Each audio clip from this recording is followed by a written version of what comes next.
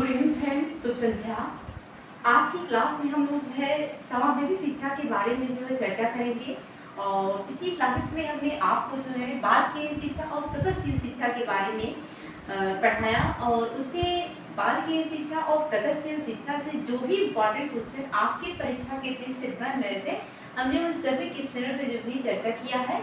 आज हम लोग कल की क्लास में हमने आपको बता दिया था कि आज की जो हमारी क्लास होगी वो हमारी क्लास आज की होगी समावेशी शिक्षा पर, जहाँ से आपका एक या दो नहीं, समावेशी शिक्षा एक ऐसा टॉपिक है जहाँ से आपका 3 या आप मान सकते हैं 6 नंबर भी आपका इस टॉपिक से कंप्लीट हो सकता है। आपने प्रीवियस ईयर क्वेश्चन पेपर आप जब उठा के देखेंगे तो वहाँ पे कभी कभी 3 क्वेश्चन, कभी 2 क्वेश्चन, कभी 6 क्वेश्चन, कभी 5 क्वेश्चन ऐसे ही समावेशी शिक्षा से पूछे गए हैं। तो बहुत ही इम्पॉर्टेंट टॉपिक है ये। आप यूपी टेट की परीक्षा देने जा रहे हैं, सीटेट की या फिर जो है सुपर टेट की, किसी भी टीचिंग एग्जाम के लिए समावेशी शिक्षा एक ऐसा टॉपिक है जो कि आपकी परीक्षा में आना ही आना है। यानी कि आप अगर समावेशी शिक्षा के टॉपिक को क्लियर कर लेते हैं तो फाइनली आपका 2 नंबर तो हर हाल में जो है पक्का हो जाता है, क्योंकि यहाँ से क्वेश्चन जो है हर बार की परीक्षा में उठाए गए हैं और आगे भी आप तो देखिएगा जरूर क्वेश्चन यहाँ से बनेंगे। ठीक है, तो आइए बात कर लेते हैं हम लोग समावेशी शिक्षा की। आज हम लोग पढ़ेंगे जो है समावेशी शिक्षा, जैसा कि हमने ऊपर भी लिखा है समावेशी शिक्षा, इंक्लूसिव एजुकेशन। सबसे पहली परिभाषा एनसीईआरटी की है, जिसको हम लोग सबसे पहले देखेंगे कि एनसीईआरटी में समावेशी शिक्षा के बारे में कौन सी डिफिनेशन दी है। यहाँ पे है एनसीईआरटी के जो है डिफिनेशन है, इसको देखिएगा कि जाति, धर्म, लिंग, शारीरिक, मानसिक क्षमता के आधार पर बिना भेदभाव के शिक्षा देना क्या है, सामाजिक समावेशी शिक्षा कहलाती है। जाति, धर्म, लिंग और क्या है, मानसिक क्षमता, शारीरिक और मानसिक क्षमता के आधार पर बिना किसी भेदभाव के शिक्षा देना ही क्या है, समावेशी शिक्षा है। ये एक छोटी सी परिभाषा है एनसीईआरटी की, जिसमें बहुत सा तथ्य छिपा हुआ है। जाति, धर्म यानी कि आप किसी भी बच्चे को उनकी जाति के आधार पर नहीं नापेंगे। आपको एक ही क्लास में हर बच्चे को पढ़ाना है। जाति, धर्म, कोई भी बच्चा हिंदू है, मुस्लिम है, सिख है, ईसाई, किसी भी धर्म से बिलोंग करता हो, लेकिन आपको शिक्षा कैसे देनी है, एक साथ देनी है। लिंग वह जो है लिंग यानी कि लड़का है या लड़की है, इस तरह से कोई भी भेदभाव नहीं करना है। दूसरी चीज़ क्या है, सबसे महत्वपूर्ण पॉइंट कि मानसिक और शारीरिक क्षमता। अगर कोई बच्चा मेंटली डिस्टर्ब है, मान लीजिए कि उसका जो माइंड है कम डेवलप हुआ है, मंद बुद्धि कैटेगरी से अगर आता है, या फिर कोई बच्चा जो है अति सक्रिय बालक है, कोई बहुत ज़्यादा प्रतिभाशाली है, कोई मंद बुद्धि है, या फिर आप कहते हैं कि शारीरिक विकलांगता जिसे कहते हैं, कोई बच्चा जो है अपाहिज है, कोई कम सुनता है, कोई कम देख रहा है, सभी बच्चों को आपको क्या करना है समावेशी शिक्षा में कि इनकी जो क्षमता के आधार पर जो है बिना किसी भेदभाव को एक साथ शिक्षा देना ही क्या कहलाता है, समावेशी शिक्षा होती है, कहलाती है। अब आइए बात करते हैं कि जो समावेशी शिक्षा है इसकी शुरुआत कहाँ से हुई। पहले क्या हुआ कि बहुत से बच्चे, जैसे कि सभी बच्चे तो इक्वल होते नहीं हैं, तो पहले हुआ क्या कि जैसे कि कुछ विकलांग बच्चे हैं, कुछ बधिर बच्चे हैं, कुछ अंधे बच्चे हैं, कुछ अति सक्रिय बच्चे हैं, कुछ बहुत प्रतिभाशाली हैं, कुछ मंदबुद्धि बच्चे हैं। तो तरह तरह के विद्यालय बनाए गए कि बधिर बच्चों के लिए अलग से विद्यालय, मंदबुद्धि बच्चों के लिए अलग से विद्यालय बनाए गए, और जो सामान्य बच्चे हैं उनके लिए अलग से विद्यालय बनाए गए। तो जो बच्चे अपाहिज होते थे वो दूसरे विद्यालय में पढ़ने जाते थे। अगर आँख से उनको कम दिखाई दे रहा तो उनके लिए अलग प्रकार के विद्यालय की व्यवस्था की गई। जो बच्चे बधिर होते हैं उनके पास उनके लिए अलग से व्यवस्था की गई पढ़ने के लिए। यह व्यवस्था इसलिए बनाई गई थी ताकि हर बच्चा जो है अपनी क्षमता का जो है सही तरीके से जो है उसकी क्षमता निखर सके, विकास हो सके, वो अच्छा कर सके। लेकिन ये व्यवस्था फेल हो गई। हुआ क्या कि हर बच्चे के अंदर जो है एक हीन भावना का जन्म हुआ। दूसरा बच्चा जब सामने वाले दूसरे बच्चे को देखता है, एक अपाहिज बच्चा, जनरल कैटेगरी, जनरल यानी कि जो सामान्य बच्चे को जो देखता, उसको ये लगता कि मेरे अंदर ये चीज़ की कमी है, मेरे शरीर में ये कमी है, इसीलिए मुझे जो है मेरे लिए इस तरह के विद्यालय बनाए गए हैं। बच्चों के अंदर अपने अपने जो है, जो उनके अंदर शारीरिक कमियां थी, उसके आधार पर जो है क्या हुआ कि मानसिक दुर्बलता यानी कि जो है हीनता की भावना का विकास, हीनता की भावना जन्म लेने लगी, और हुआ उसका परिणाम ये कि बच्चे जो है बहुत अच्छा नहीं कर पाए। तो इसके लिए इसी आधार पर जो है समावेशी शिक्षा का जन्म हुआ।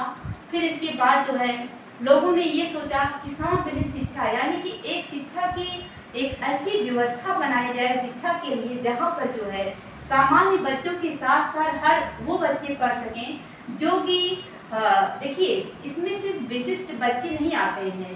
प्रौढ़ शिक्षा में विशिष्ट बच्चों से मतलब ये होता है कि बच्चा अपाहिज है, बच्चा सामान्य बुद्धि का है, बच्चा प्रतिभाशाली है, या बच्चा अपवंचित वर्ग से आता है, बहुत ज़्यादा मतलब निजी मतलब जिसे कहते हैं कि बहुत ज़्यादा ऐसी जगह से बिलोंग करता है जहाँ पे उसे किसी भी तरह का रहन सहन खान पान का उनका स्तर कुछ भी ठीक नहीं है। इस जगह से भी अगर आ रहा है तो भी क्या करना है, समावेशी शिक्षा में सभी बच्चों को एक साथ शिक्षित करना है। यही हमारे क्या कहलाता है, समावेशी शिक्षा। मुझे उम्मीद है कि आप पूरी तरह से, अगर आज तक आपने बीएड या बीटीसी में समावेशी शिक्षा को नहीं समझा होगा, इससे सरल मुझे नहीं लगता है कि कुछ और समझाया जा सकता है समावेशी शिक्षा पर। मुझे जितनी हिंदी आती है और जितनी सरल हिंदी आती है, मैं उससे भी ज़्यादा सरल हिंदी बोलने की कोशिश करती हूँ इस वीडियो में, ताकि आप जब भी मेरी वीडियो देखें तो आपको जो है लगे कि मेरे घर का ही कोई बहन या भाई मुझे घर में बैठा के पढ़ा रहा है और मैं पढ़ रहा हूँ, ताकि मुझे जो है बहुत आसानी से समझ आ जाए। तो मैं हिंदी के ऐसे वर्डों का चयन करती हूँ ताकि आपको जो है बहुत ही आसानी से समझ आ जाए। मुझे पूरा विश्वास है कि आप मेरी शिक्षा को समझ गए होंगे। समावेशी शिक्षा जो है एक प्रकार से ऐसी शिक्षा व्यवस्था है जहाँ पर जो है किसी भी बच्चे के साथ जात, धर्म, लिंग, शारीरिक बनावट, मानसिक उनकी क्षमता जो होती है, या विकलांग बच्चा है, हर बच्चे को उनकी जो है किसी भी जो है क्षमता के साथ, जो उनकी क्षमता है, जो उनकी शारीरिक बनावट है, उसके साथ बिना भेदभाव किए एक ही जगह शिक्षा देना, एक ही विद्यालय में शिक्षा देना क्या कहलाता है, समावेशी शिक्षा। मैंने समावेशी शिक्षा को बताने में आपको बहुत ज़्यादा समय ले लिया, लेकिन अच्छा है अगर आप समावेशी शिक्षा को समझ जाएंगे तो समावेशी शिक्षा से जितने भी प्रकार के क्वेश्चन बनेंगे जो कि सामान्यतः पूछे जाते हैं कि इसका तात्पर्य क्या हो सकता है, कारण क्या हो सकता है, उन्हें आप बहुत ही आसानी से ऑप्शन लिखने के बाद बता पाएंगे। ये रहे डिफिनेशन एनसीईआरटी की। अब आइए इसका इतिहास जानते हैं, कहाँ से शुरू हुआ समावेशी शिक्षा। तो जोमेसियन सम्मेलन 1990 में हुआ, जिसमें जो है 92 देशों ने भाग लिया। कौन सा सम्मेलन हुआ? जोमेसियन सम्मेलन, जो कि 1990 में हुआ, और इसमें कुल जो है 92 देशों ने भाग लिया। तो इस सम्मेलन में यह विचार किया गया कि सभी देशों और देश की सरकारों को ऐसी व्यवस्था बनानी चाहिए कि कोई भी शिक्षा से वंचित न रह जाए। जो ये जोमेसियन सम्मेलन हुआ 1990 में, जिसमें कितने देशों ने, जिसमें 52 देशों ने भाग लिया, और सभी देशों ने जब भाग लिया तो उसमें एक विचार लाया गया कि सभी देशों को और सभी देश की सरकारों को एक ऐसी शिक्षा व्यवस्था बनानी चाहिए जहां से कोई भी बच्चा जो है शिक्षा से वंचित नहीं रह जाए। इसके बाद जो है, यानी कि इसका मतलब ये था कि अनिवार्य शिक्षा का प्रावधान लाया जाए, और इसी के तहत जो है अनिवार्य शिक्षा का प्रावधान भी आया। इसी से जो है समावेशी शिक्षा की यहाँ से शुरुआत होती है। ठीक है, आइए आगे देख लेते हैं, क्योंकि मोस्ट इम्पॉर्टेंट पॉइंट है जिस पे विशेष ध्यान दीजिएगा। और अगर आप नोट्स बना रहे हैं तो मुझ पर मेरी क्लास पर यकीन कीजिएगा, हम आपको डेली क्लासेस प्रोवाइड करेंगे। आपको जो है समावेशी शिक्षा की ये पहली क्लास है, और एक और क्लास आपको रही जहाँ पे विशिष्ट प्रकार के बालकों के बारे में चर्चा करेंगे। और अभी तक जो है जो सीटेट और यूपीटेट एग्जाम को लेकर हमारी जो क्लासेस, बहुत सी वीडियो ऐसे तो मनोविज्ञान की नहीं पढ़ी हैं यूट्यूब पर, लेकिन अभी जो हम हाल फिलहाल में मेरी जो क्लासेस चल रही हैं इस पर आप ज़्यादा फोकस कीजिएगा। यहाँ हम आपको जो है डिटेल में हर उस चीज़ से परिचय कराना चाहते हैं ताकि आपका एक भी नंबर कोई भी एक टॉपिक तैयार कर रहे हैं वहाँ पे अछूता न रह जाए। तो यहाँ पे हमने लिखा है कि 1994 में स्पेन के शहर सलमाल्का में सम्मेलन हुआ। 1994 में स्पेन के शहर सलमाल्का में जो है एक सम्मेलन हुआ जिसमें कुल मिलाकर के 92 देश जो है भाग लिए। कितने देशों ने? तो 92 देशों ने भाग लिया और 25 अंतर्राष्ट्रीय संगठनों ने भाग लिया। जो ये सम्मेलन हुआ स्पेन के शहर सलमाल्का में, इसमें 92 देशों ने भाग लिया और 25 अंतर्राष्ट्रीय संगठनों ने भाग लिया, जिसमें जो है विशेष शैक्षिक आवश्यकता वाले बालकों पर विश्व सम्मेलन सुलभता एवं क्षमता, जिसमें जो है विश्व स्तर पर जो है क्या हुआ कि विशेष शैक्षिक आवश्यकताओं वाले बच्चों पर जो है विश्व सम्मेलन सुलभता एवं क्षमता, यानी कि जो विशेष शैक्षिक आवश्यकताओं, जिन बच्चों को शिक्षा की विशेष आवश्यकता है, जो कि जैसे कि मंदबुद्धि बालक हैं, अपाहिज बालक हैं, इस सभी बालकों के लिए क्या हुआ, जैसे कि कोई ठीक से सुन नहीं पा रहा है बच्चा, कम देखने वाला बच्चा, विकलांग बच्चा, या फिर यूँ कहें कि धीरे से सीखने वाले बच्चा जो मंद बुद्धि के होते हैं, इन बच्चों के लिए क्या हुआ, विशेष शैक्षिक आवश्यकताओं से आप किन बच्चों को आंकेंगे? जो कम देख सकते हैं, विकलांग बच्चे हैं या धीरे सीख रहे हों, इन बच्चों के लिए जो है इन बच्चों पर जो है जो विश्व सम्मेलन हुआ, इनको सुलभता एवं क्षमता प्रदान करने की इस पर बात कही गई, जो ये सम्मेलन हुआ स्पेन के शहर में। ठीक है, अब आइए यहाँ पे भी एक इम्पॉर्टेंट पॉइंट है और इस पे चर्चा करते हैं। इंडोनेशिया सम्मेलन, इसके बाद जो अंतिम सम्मेलन, लास्ट में सम्मेलन हुआ इंडोनेशिया सम्मेलन, जो कि सन 2000 में हुआ। इंडोनेशिया सम्मेलन 2000 में हुआ और इंडोनेशियन नामक देश में हुआ।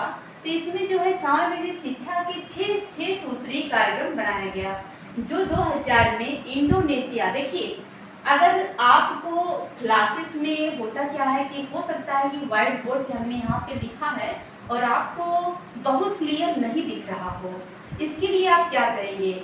मुझे लगता है कि हम आपको जो भी बोल रहे हैं, हमारी आवाज़ तो आपको क्लियर सुनाई दे रही होगी, और आप इतनी छोटी क्लास के बच्चे नहीं हैं कि आपको जो है एकदम स्पष्ट लिखा हुआ ही मिले तभी आप पढ़ सकते हैं।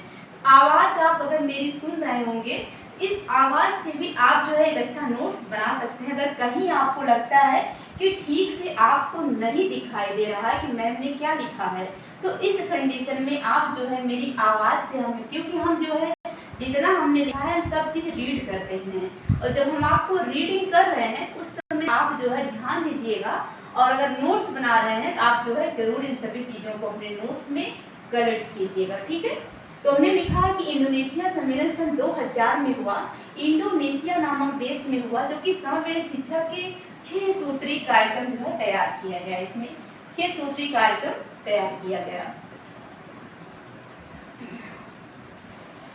गर्मी बहुत ज़्यादा है दोस्तों, बहुत ज़्यादा गर्मी है। आप लोग भी देख रहे होंगे कि इतनी गर्मी है, और इतनी गर्मी में हम आपके लिए अगर वीडियो बना रहे हैं, इतनी मेहनत कर रहे हैं, वीडियो बनाना, यूट्यूब पे काम करना आज के टाइम में आसान काम नहीं रह गया है। अगर इसके बाद भी आप जो है एक लाइक, एक कमेंट और या एक शेयर नहीं कर पा रहे हैं, तो ये मेरे दुर्भाग्य की बात है। बाकी आप लोग की मर्जी। अगर आपको थोड़ा सा भी क्लास में अच्छा इंप्रेशन दिख रहा है या थोड़ा सा भी हेल्प हो रहा है आपकी परीक्षा की दृष्टि से, तो प्लीज़ आप लोग मेरे चैनल पे अगर नए हैं तो सब्सक्राइब कीजिएगा, अगर पुराने हैं सब्सक्राइब कर लिए बहुत बहुत धन्यवाद। और अगर आपने मेरी क्लासेस आप देख रहे हैं तो एक बार फिर से कहेंगे कि प्लीज़ अपने किसी और मित्र को शेयर कीजिए, ताकि अगर उन्हें भी अच्छा लगे वो भी हमारे चैनल से जुड़े। ठीक है, तो इसी बात हमने यहाँ पे लिखा है कि इंडोनेशिया सम्मेलन ये हो गया। समावेशी शिक्षा के सिद्धांत क्या हैं? अब यहाँ पे मुझे जहाँ तक पता है कि जो नीचे का पोर्शन है ये आपको ठीक से नहीं दिख रहा होगा, तो हम यहाँ पे लिख देते हैं। ठीक है, समावेशी शिक्षा के सिद्धांत। समावेशी शिक्षा के सिद्धांत। समावेशी शिक्षा के सिद्धांत कौन से हैं? सबसे पहले है सामाजिक सिद्धांत। कौन सा है? सामाजिक सिद्धांत। पहला सिद्धांत है समाज सिद्धांत। अब बात कर लेते हैं समाज सिद्धांत की। समाज में देखिए हर बच्चा, हर व्यक्ति, हर पर्सन एक बराबर है। यहाँ तक कि समाज में एक राष्ट्रपति को भी जो है, संविधान हमारा जो है समाज में जो है एक सबके समान जो है नागरिकता प्रदान करता है। तो कहने का मतलब ये है कि जो सामाजिक सिद्धांत है समावेशी शिक्षा के आधार पर। सामाजिक सिद्धांत का मतलब ये है कि समाज का हर बच्चा, हर व्यक्ति एक बराबर है, तो शिक्षा भी सबको जो है एक समान अवसर के साथ जो है दी जाए। कहने का सेम यही मतलब है। समावेशी शिक्षा में जो सामाजिकता का सिद्धांत है यही दर्शाता है कि समाज का हर व्यक्ति, हर बच्चा एक समान है, एक बराबर है, तो सभी को क्यों ना एक साथ जोड़ करके एक आधारभूत शिक्षा जो है उन्हें जो है शिक्षा के एक ऐसे साय से उन्हें जोड़ा जाए ताकि सभी को एक जगह, एक विद्यालय में और एक समान जो है शिक्षा प्रोवाइड की जा सके। इसके बाद आता है जो है प्रजातांत्रिक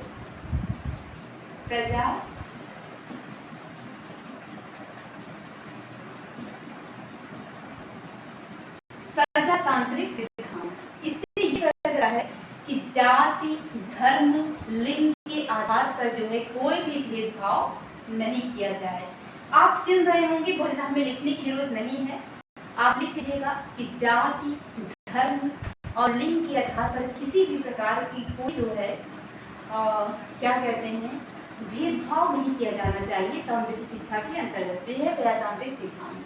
इसके बाद है मनोवैज्ञानिक सिद्धांत। तीसरा है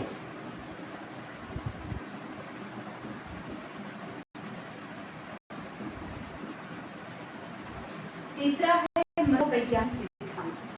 इस सिद्धांत के ये जो समावेशी शिक्षा मनोवैज्ञानिक सिद्धांत है ये बताता है कि प्रत्येक बच्चे की जो मानसिक स्थिति है, जो उसकी शारीरिक या मानसिक क्षमता है, उसको ध्यान में रखकर किसी प्रकार का भेदभाव न करते हुए शिक्षा प्रदान की जाए।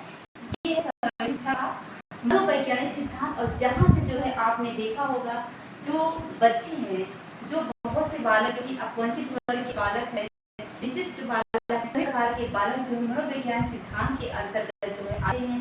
आइए चर्चा कर लेते हैं कि अपवंचित बालक की कौन कौन से बालक हैं जो अपवंचित बालक जिन्हें हम कह सकते हैं। अपवंचित बालक,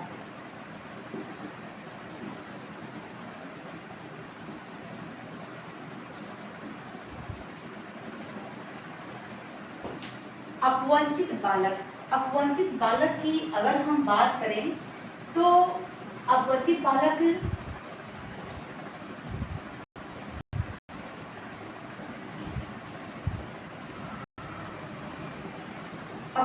बालक यानी कि बचपन में ही गर्मी है कि मतलब बोलने का भी एकदम नहीं लग रही है कि बचपन में जिन बच्चों को सुविधाएं नहीं मिल पाई पढ़ने की, जो अपवंचित रह गए, शिक्षा व्यवस्था से जो दूर रह गए, इन्हें हम क्या कहते हैं? अपवंचित बालक। यानी कि यहाँ पे आप देख सकते हैं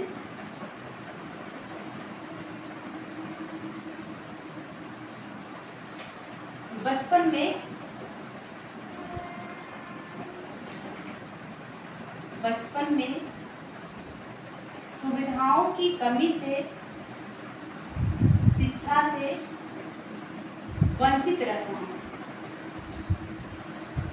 बचपन में सुविधाओं की कमी से शिक्षा से वंचित रह जाना, यही जो है अपवंचित बालक कहलाते हैं। अब हम लोग यहाँ पे चर्चा करेंगे अपवंचित बालकों की प्रकार की। अपवंचित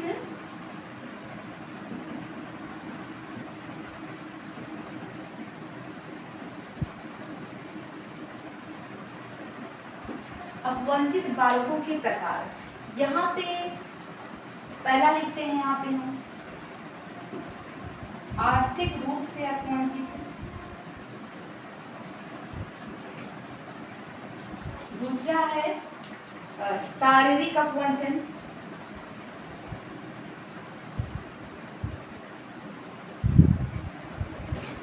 और तीसरा है सामाजिक अपवंचन,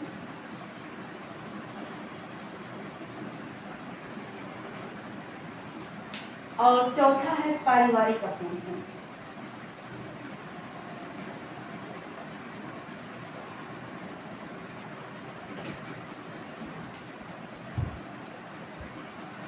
सबसे पहले हम बात करेंगे आर्थिक अपवंचन।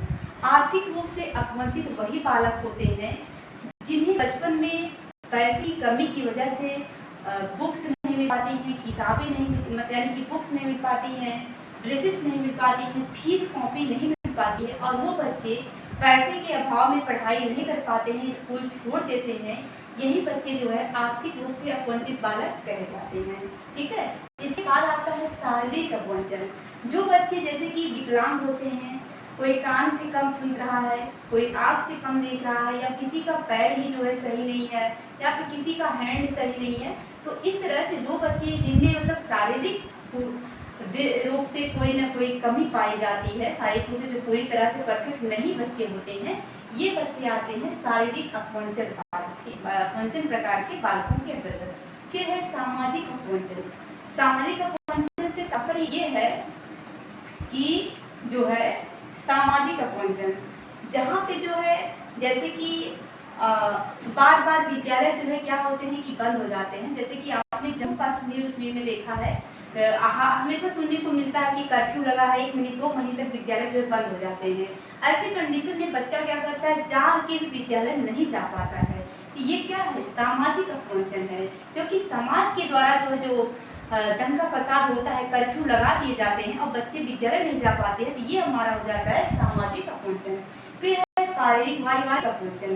पारिवारिक अपवंचन से तात्पर्य यह है कि जैसे कि बहुत से बच्चे के माँ बाप नहीं होते हैं, और उन बच्चों को लालन पालन जो है उनके मौसी मौसा मामा या फिर चाचा चाची कोई भी आदर करते हैं, जैसे कि माँ बाप के अलावा दादा दादी कोई भी, तो उन बच्चों को क्या होता है कि जैसे कि चाचा चाची या कोई भी उनके रिलेटिव कर रहे हैं, तो वो अपने बच्चों के जैसा उनको व्यवस्था उनको नहीं प्रोवाइड करते हैं। तो ये बच्चे क्या है, पारिवारिक कमजोरी की वजह से जो है शिक्षा से काफ़ी दूर और अपवंचित रह जाते हैं, तो इन्हें कहते हैं कि पारिवारिक अपवंचन। अब एक और मुद्दा आता है कि जो ये अपवंचित बालक हैं, इनको किस प्रकार से सामाजिक शिक्षा में जोड़ा जाए। तो यहाँ पे दोस्तों यहाँ पे कोई जगह नहीं बच रही है बोर्ड पे, तो हम आपको समझाने की कोशिश करेंगे। आप लोग मेरी आवाज़ से जो भी सुनेगा एक नोट जरूर तैयार कीजिएगा।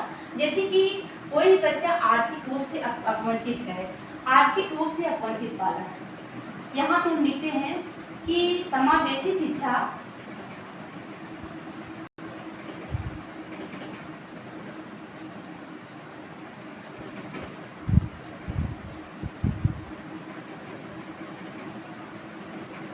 समावेशी शिक्षा में अपवंचित बालकों को जोड़ना। कैसे जोड़ेंगे? अगर बच्चा आर्थिक रूप से अपवंचित है, आप क्या करेंगे, छात्रवृत्ति मतलब छात्रवृत्ति प्रोवाइड की जाए, छात्रवृत्ति दी जाए। स्कूलों में जैसे कि आज आप देख रहे होंगे प्राथमिक विद्यालयों में, माध्यमिक में जो भी सरकारी हैं, बच्चों को शूज दिए जा रहे हैं, ड्रेसेस दिए जा रहे हैं, बैग दिए जा रहे हैं, बुक्स दिए जा रहे हैं, कॉपियाँ दी जा रही हैं। इसका क्या कारण है? इसका कारण यही है कि बच्चा जो है शिक्षा से अपवंचित न रह जाए। अगर वो आर्थिक रूप से कमज़ोर है, इसीलिए तो मिड डे मील अभियान भी चलाया गया, ताकि बच्चे को अगर घर में खाने पीने की चीज़ें नहीं मिल रहा है, बच्चा भोजन का शिकार ना हो जाए, और बच्चे के लिए जो है जो आर्थिक सुविधाएं हैं वो प्रोवाइड की जाएँ। और अगला है शारीरिक अपवंचन। अगर बच्चा शारीरिक रूप से विकलांग है, बच्चे को जैसे कि बैसाखी दी जाए, बैसाखी दिया जाए बच्चे को चश्मा दिया जाए, इस तरह से बच्चे को यानी कि उसे शारीरिक रूप से मजबूत करने का प्रयास किया जाए, ताकि वो समावेशी शिक्षा की मुख्य धारा में जुड़ सके। आर्थिक रूप से अपवंचित है बच्चे, हो गया हमारा शारीरिक रूप से। और सामाजिक रूप से जो अपवंचित बालक हैं, उनके साथ आपको ये करना है कि उन्हें भी जो है जहाँ तक हो सके शिक्षा के अवसर प्रोवाइड किए जाएँ। बहुत ज़्यादा दिनों तक विद्यालय बंद करना बच्चों के लिए सही नहीं होता है। पारिवारिक अपवंचन, अगर बच्चा माँ बाप नहीं है तो वैसे ही बच्चा जो है कहते हैं कि अगर माँ बाप नहीं है तो बच्चे में वो एनर्जी नहीं दिखती है जो माँ बाप के होने पे दिखती है। हम लोग भी, आप भी देख रहे होंगे कि माँ बाप का होना दुनिया में कितना ज़रूरी होता है। माँ बाप हर बच्चे के लिए एक छत होते हैं। तो अगर बच्चे के माँ बाप नहीं है और बच्चा घर में, तो बच्चे के साथ गलत व्यवहार हो ही रहा है। ज़्यादातर घरों में ऐसा ही होता है, उनसे बहुत ज़्यादा काम लिया जाता है, उनकी शिक्षा की वजह से बिल्कुल ध्यान नहीं दिया जाता है।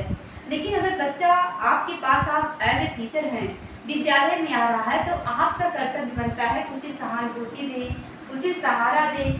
अगर उसके पास कोई चीज़ नहीं है तो आप उसे खुद खरीद कर दें, ताकि बच्चा शिक्षा व्यवस्था से जुड़ सके। तो आज का सेशन दोस्तों यहीं तक, मिलते हैं नेक्स्ट क्लास में। आज का सेशन हमारा आपको कैसा लगा हमें कमेंट जरूर बताइएगा। Thank you. मिलेंगे कल की क्लास में। आप सभी का बहुत बहुत धन्यवाद।